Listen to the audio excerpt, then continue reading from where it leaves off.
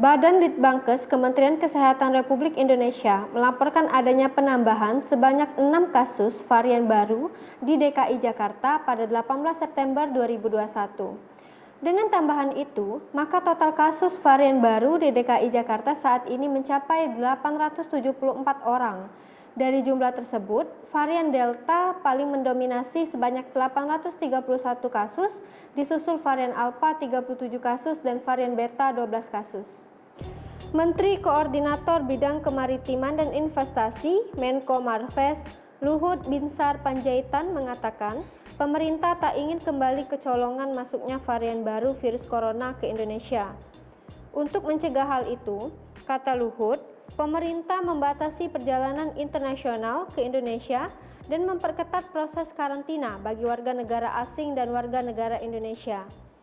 Ia juga mengatakan, selama PPKM, pintu masuk udara untuk pelaku perjalanan internasional hanya dibuka di 2 wilayah, yaitu Jakarta dan Manado.